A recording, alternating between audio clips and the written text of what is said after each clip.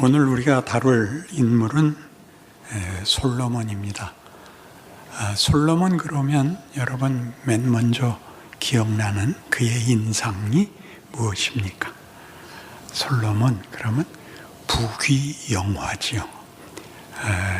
국제적인 인물이 되고 당시대에 모든 나라들이 친교를 맺으며 찾아와 예방을 하며 가까이 지내기를 원했던 아주 전설적인 인물입니다.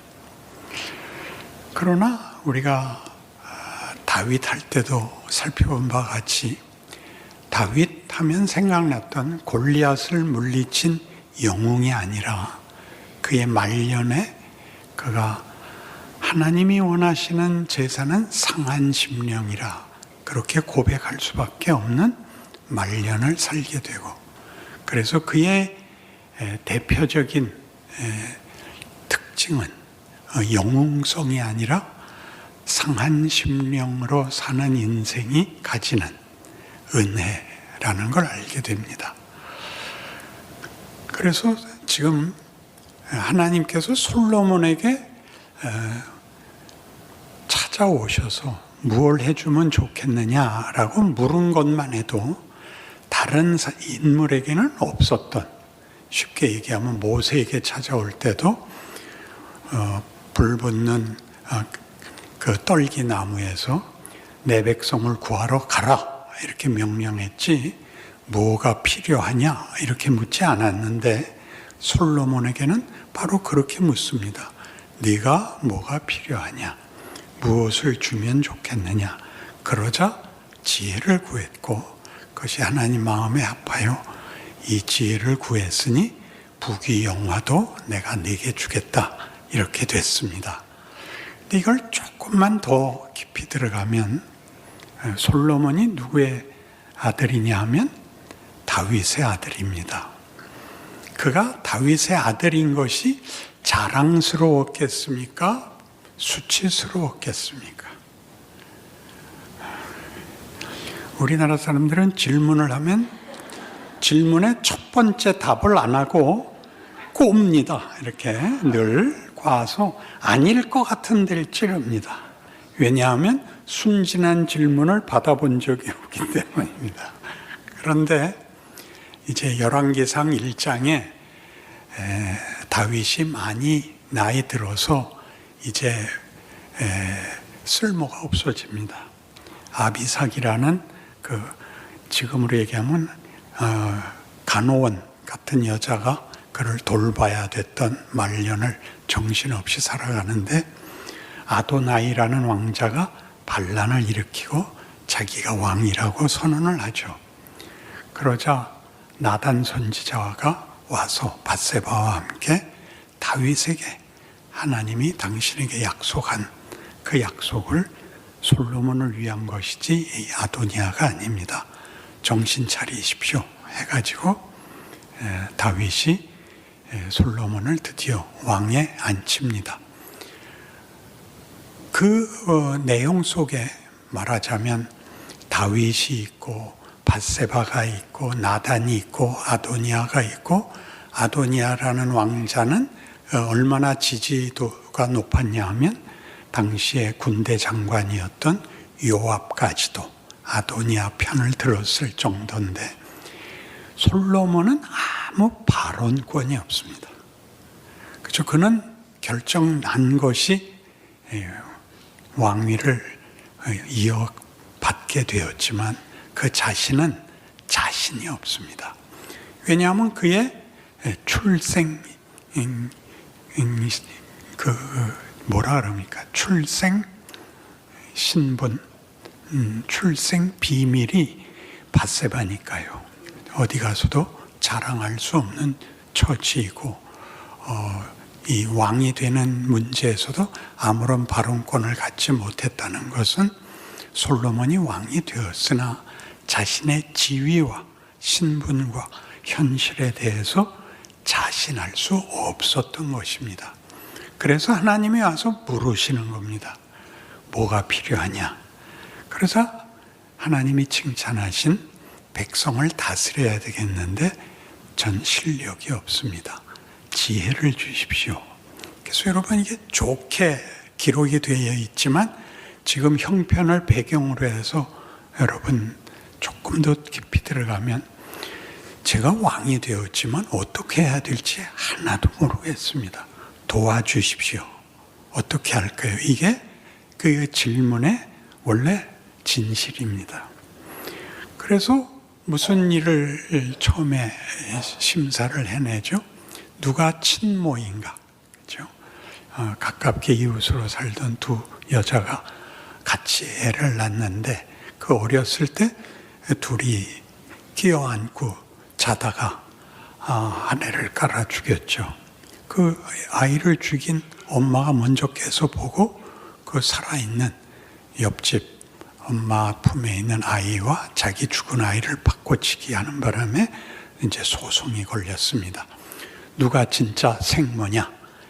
누구 아들이 맞냐? 라는 소송에서 솔로몬이 기가 막힌 그 판정을 내리죠. 반을 잘라서 나눠줘라. 그러자 물론 당연히 진짜 생모가 펄쩍 뛰게 되죠. 아닙니다. 저 여자에게 주십시오. 내가 아닙니다. 그런데 상대방은 반씩 나눠 주십시오가 됐죠. 그러자 솔로몬이 양보한 쪽 모친이 생모다라는 판정을 내려서 성경의 표현으로는 그 판정으로 인하여 백성들이 솔로몬의 마음에 하나님의 지혜가 있다라고 이제 기대를 하게 됐다라고 나옵니다. 그러니까 이 일이 솔로몬에게는 왕으로서의 첫 번째 체면을 세운 자리인 것이죠. 그리고 뒤이어 성전을 세우기로 합니다. 7년이나 걸리는 대사역입니다. 그가 왜 이렇게 열심히 성전을 지었을까요? 그가 믿음이 좋아서일 것입니다. 그러나 나중에 왕궁은 13년을 짓는 걸 봐서는 이 성전 지은 것이 다만 신앙이라는 진심 하나의 원인이 있는 것이 아니다. 이렇게 우리를 더 깊이 생각하게 합니다. 이스라엘 백성에게 여호와 신앙은 가장 중요한 민족성, 특징, 책임입니다. 그러니 성전을 지음으로써 명분을 살리죠. 그가 하나님을 섬기며 하나님이 인정한 왕이다를 그것으로 확인하게 됩니다.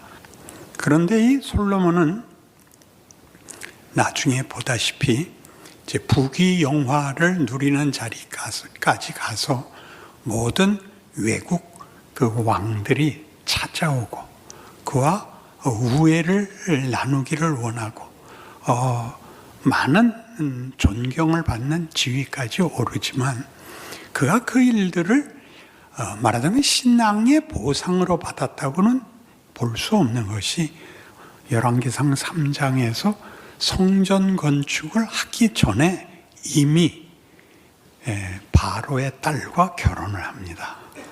바로의 딸과 결혼을 한 이유는 당시 고대 사회에서는 그 애굽이 제일 큰 전제 국가였습니다.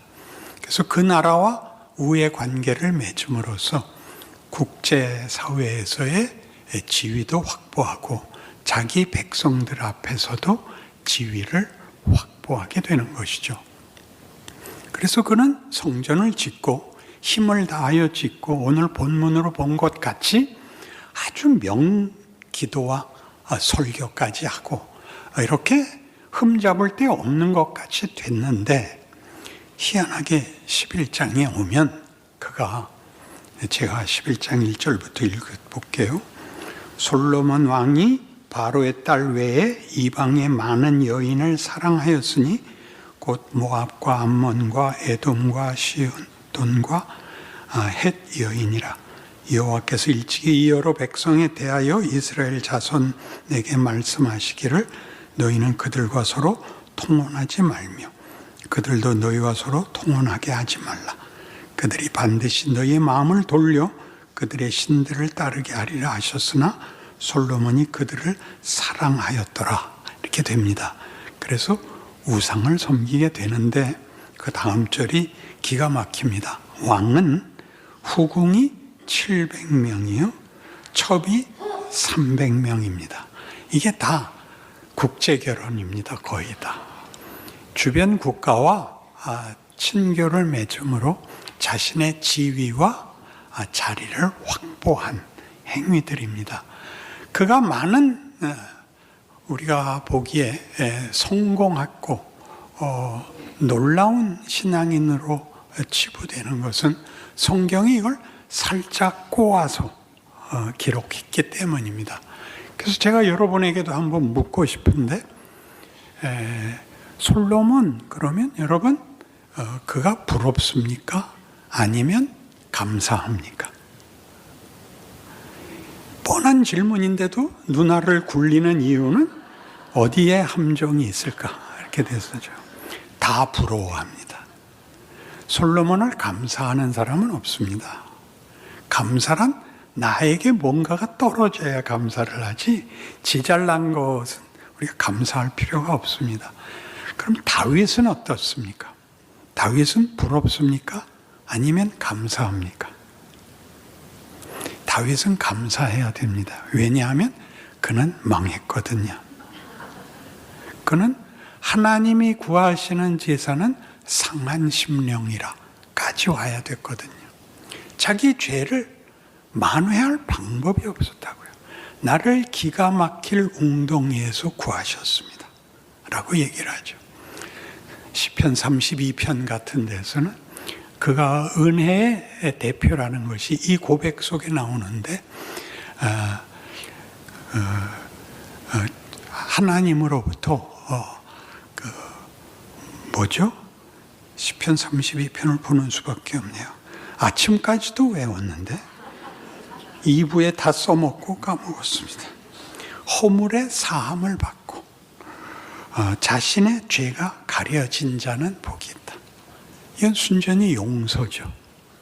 그걸 만회한 것이 아니라 해결할 방법이 없는 걸 하나님이 용서해 주신다는 사실로 자신의 정체와 하나님과의 관계에 대한 은혜의 통로를 고백하였기 때문에 우리 모두로 하여금 다윗이 감사한 겁니다. 우리가 제일 잘못한 자리까지 다윗이 함께하고 있기 때문에, 다윗이 은혜의 대표였다면, 그래서 예수님마저 오실 때 아브라함과 다윗의 자손 예수 그리스도의 세계라 이렇게 시작되니까 우리의 지금 처지도 하나님 앞에 은혜를 입을 수 있다라는 측면에서 우리는 그가 감사한 것입니다. 그렇다면 사울은 사울의 잘못으로 인하여 다윗에게 왕위가 넘어가는데 뭘 잘못했죠? 사무엘상 15장에 그 사무엘이 하나님의 명을 받고 사울에게 아말렉을 쳐서 진멸하라는 명령을 전합니다. 모든 생명 있는 것을 진멸해서 말하자면 가축까지도 멸해라였는데 가축을 전리품으로 남겨오죠. 사무엘이 꾸짖습니다. 왕께서 왜 하나님 말씀을 듣지 않았습니까? 왜 이 가축들은 살려왔습니까? 이것은 하나님께 제사 지내려고 가져온 것입니다. 그러자 사무엘이 뭐라고 구중을 했죠? 순종이 제사보다 낫습니다. 거역하는 것은 우상에게 절하는 죄와 같습니다. 왕이 하나님을 버렸기 때문에 하나님도 왕을 버렸습니다.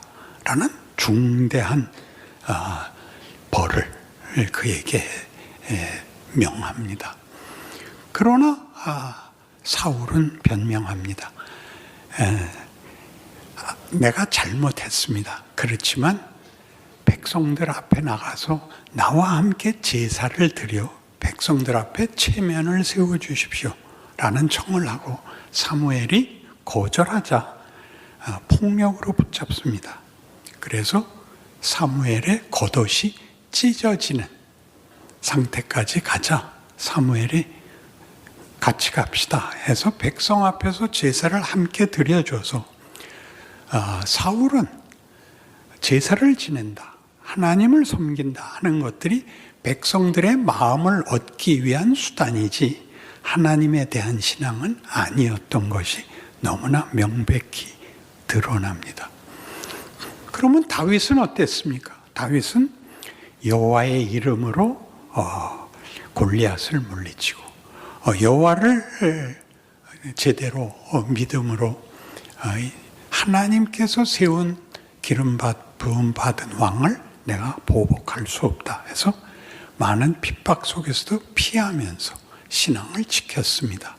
그러나 결국은 밧세바에서 무너졌고, 그가 무너지면서 배운 것은 인간이 위대한 것을 만들 수 없다. 그건 하나님밖에 만들 수 없고, 그래서 우리는 하나님의 은혜가 필요합니다 라는 통곡을, 고백을, 신앙을 만들어냅니다.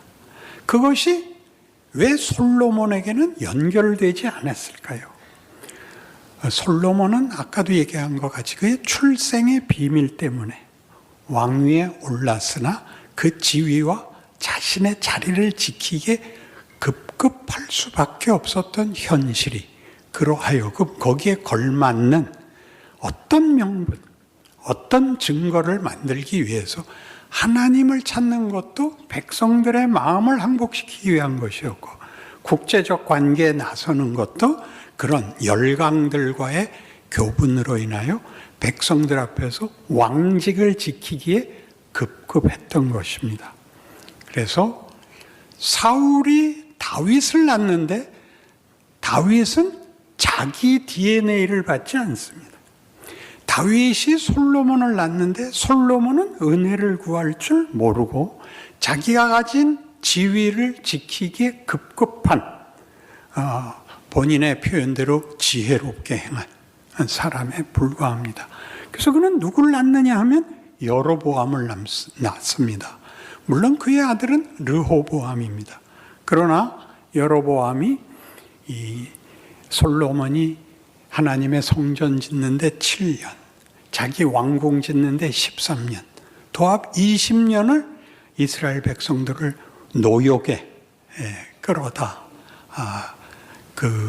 지치게 만들었기 때문에 반발을 하게 되죠.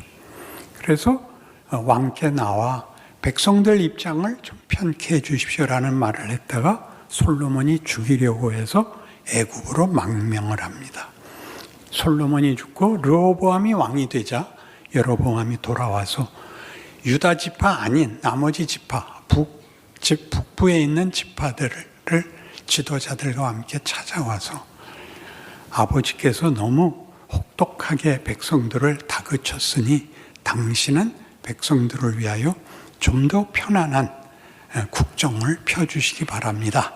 그런데 르호보암이 뭐라고 답을 했냐면, 내 아버지가 하나를 했다면 나는 열을 할 것이다. 나는 더 세게 할 것이다. 그래서 여로보암과 왕조들, 북부 지파들 10지파가 르호보암을 떠나게 됩니다.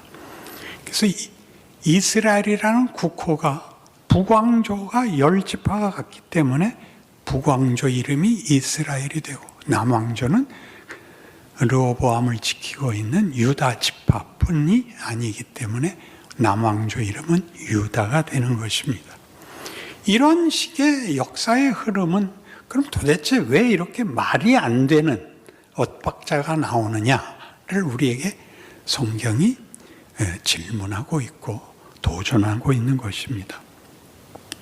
이스라엘 백성은 아브라함에게 약속한 바, 내가 네게 복을 주어 네 이름을 창대케 하리니 너는 복의 근원이 될 것이다 한 그 약속을 따라 아브라함과 이삭과 야곱의 12아들이 이스라엘을 이제 구성하게 되고, 애굽에서 노예로 400년을 지나면서 큰 숫자가 됩니다. 그 숫자가 많기 때문에 애굽이 그들을 노예로 묶었죠.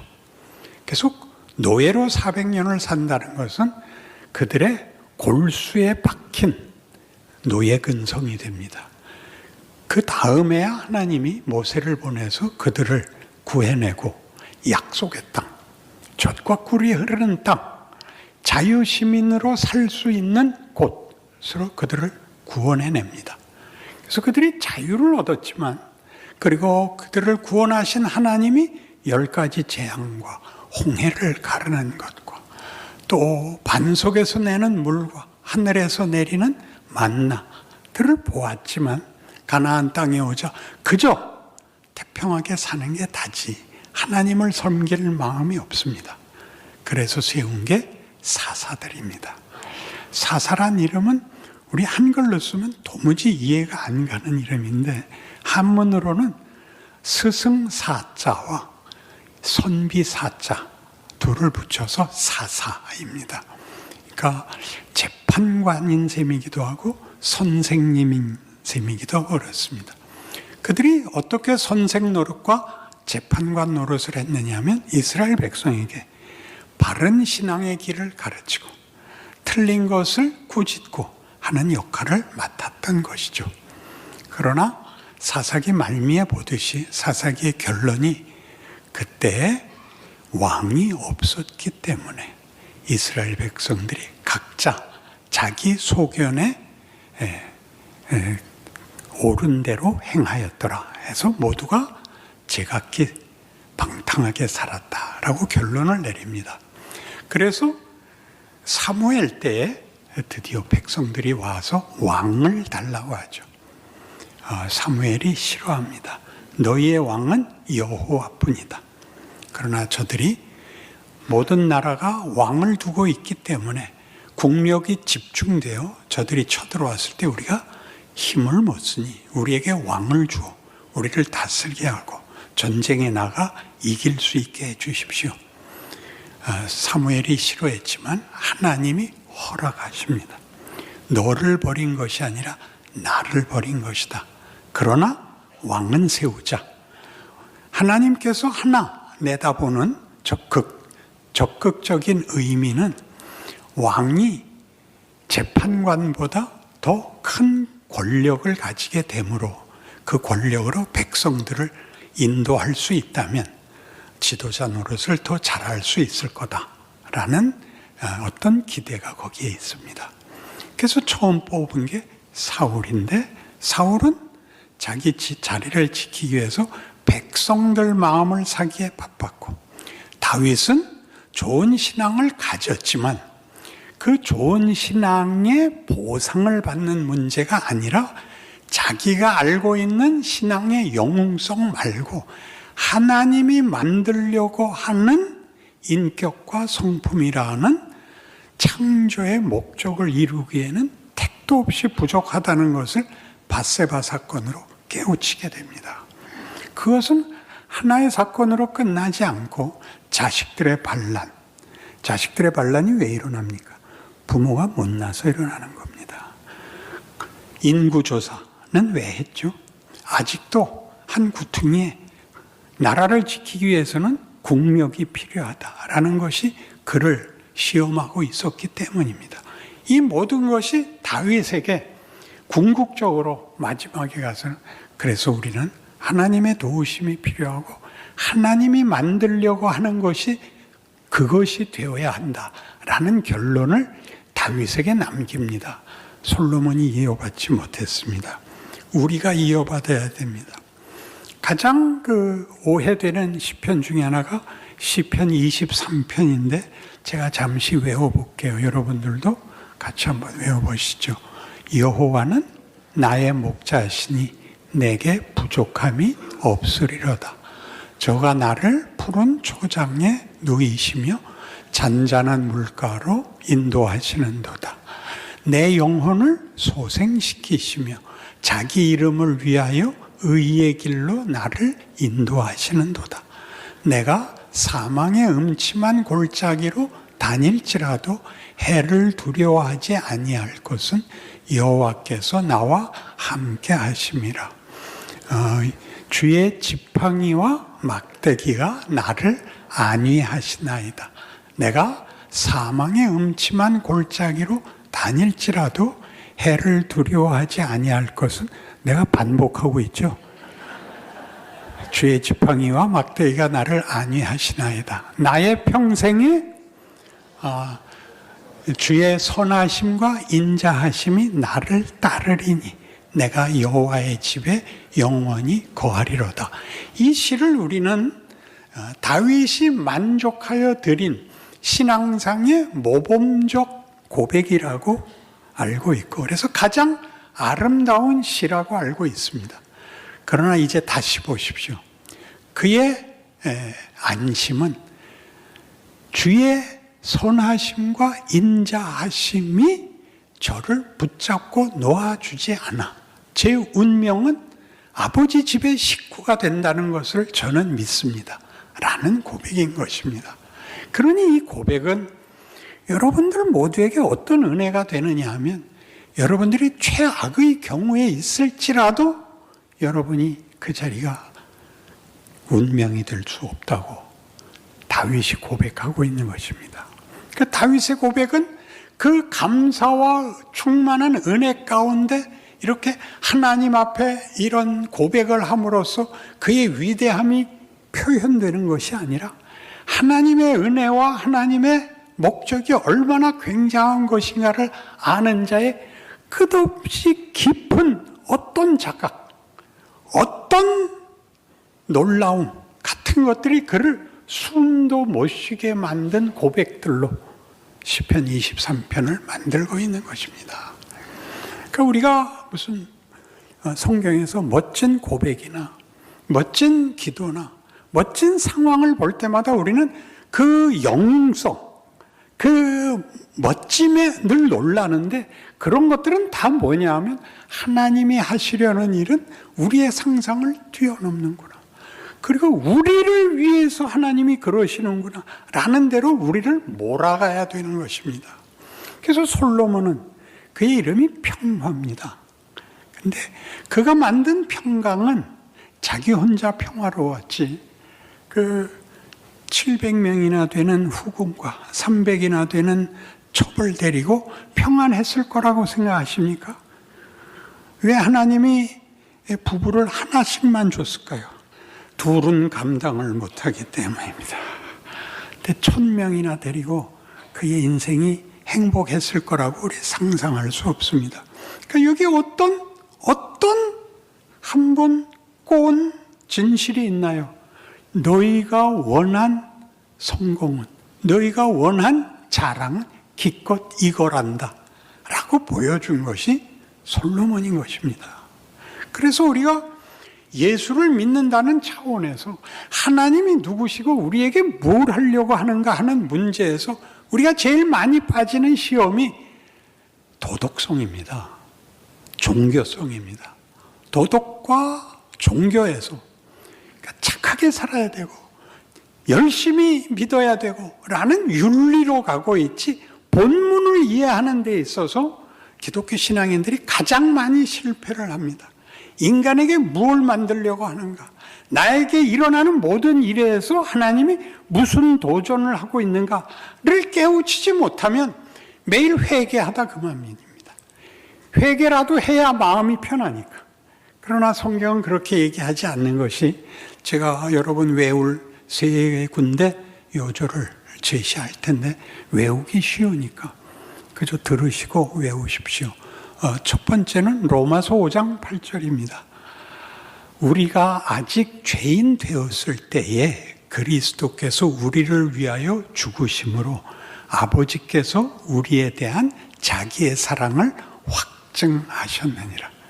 하나님이 언제 우리를 사랑했다고요? 우리가 하나님을 모를 때, 찾지도 않았을 때, 필요를 모를 때에 하나님이 우리를 구하기 위해서 어디까지 했다고요?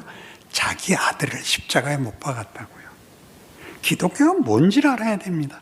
하나님이 우리를 향한 목적을 어느 정도까지, 말하자면 그 진정성이 얼마나 굉장한가를 알아야 됩니다. 여러분의 반응은 2차적인 것입니다. 하나 더 가지요. 똑같은 5장 8절인데 히브리서 5장 8절로 가면 거긴 이렇게 나옵니다. 그가 아들이시라도 받으신 고난으로 순종함을 배워서 온전하게 되셨은즉 우리를 구원하기에 족한 대제사장이라 일컬음을 받게 되었도다입니다. 온전하게 됐다는 게 뭐죠? 그 전엔 어떤 결격 사유가 있었을까요? 그가 아들이신데 성자 하나님인데 무슨 결격 사유가 있어서 죽어서야 비로소 온전하게 됐을까요? 하나님께 결격 사유는 없습니다. 하나님은 완전하십니다. 그런데 하나님이 어디까지 자신의 완전함을 드러내기로 했냐면 홀로 거룩하시고 흠없으시고 위대하시고가 아니라 우리를 구하기 위하여 우리가 도망간 자리까지, 그래서 죽음이라는 자리까지 쫓아 들어오셨다. 죽기 위해서 인간이 되셨고 우리가 죽은 자리까지 들어와서 사망을 멸하는 겁니다. 사망이 없어졌습니다. 그러니까 판결을 사망을 낼 수가 없습니다. 영생이 되었습니다. 여러분 외워야 할 로마서 8장 1절 기억하세요. 그러므로 이제 그리스도 예수 안에 있는 자들에게는 결코 정죄함이 없나니 이는 생명의 성령의 법이 죄와 사망의 법에서 너희를 해방하였음이라. 우리한테는 사망의 법이 적용이 안 됩니다. 여러분들이 부끄러워하고 여러분들이 비참해하는 잘못으로 회개를 해서 지우려고 그러지 마시고 그걸로 돌이키십시오. 이것이 얼마나 치사한가. 스스로가 아는 그 부끄러움에서 돌아서야 되는 것이지 회개하고 와서 울고 그런 걸로는 안 됩니다. 그걸로 메꾸지 마시고 하나씩 고치셔야 됩니다. 마지막으로 에베소서 5장 8절 거기서는 이렇게 얘기합니다. 너희가 전에는 어두움이더니 이제는 그리스도 예수 안에서 빛의 자녀라. 빛의 자녀들처럼 행하라.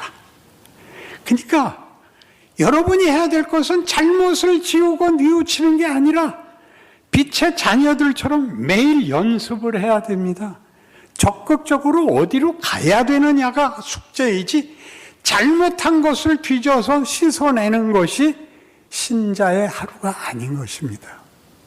모른 척해라가 아니라 실패가 여러분을 우리 스스로의 인간의 소원과 기대에도 미치지 못하는 비참함이 나를 자극해야 합니다. 잘못을 안 하는 정도를 지나서 잘하는 게 뭔가? 사랑과 희락과 화평과 오래 참음과 자비와 양선과 충성과 온유와 절제, 성령의 열매들입니다. 한 대목만 잘하십시오. 하루에 좋은 말 한 번, 씩 웃고 마는 한 번, 보복과 저주가 필요 없는, 품어주는, 그렇게 하나씩 나아지셔야 됩니다. 그렇게 여러분의 인생을 하나님이 지금 여러분을 통하여 영광 받으시기를 원합니다. 여러분이 이렇게 행함으로써 세상 사람들로 하여금 이 친구는 무슨 배짱으로 이럴 수가 있지? 넌 뭐야? 넌 몰라도 돼. 일찍 가르쳐 주지 마십시오. 뭐야? 너만 알려주는 거야. 난 예수를 믿어. 그렇게 얘기하십시오. 그 자랑과 그 기적이 여러분 앞에 열려 있습니다. 살아있는 한 반복되는 하루가 이 기회를 열고 있다는 사실을 기억하는 책임 있는 신앙인이 되시기를 바랍니다. 기도하십시다. 하나님 아버지, 우리의 인생의 기적은 우리가 하나님의 은총과 능력과 기쁨과 자랑의 증인이 된다는 사실입니다. 이 놀라운 기회를, 책임을, 명예를 누리게 하여 주옵소서. 하루만큼씩 자라나게 하옵소서. 우리를 통하여 영광 받으신다는 하나님의 약속이 나에게서 꽃을 피우는 그런 인생을 삶으로써 비로소 나와 내 인생과 하나님을 부를 때마다 기쁨이, 찬송이 충만케 하옵소서.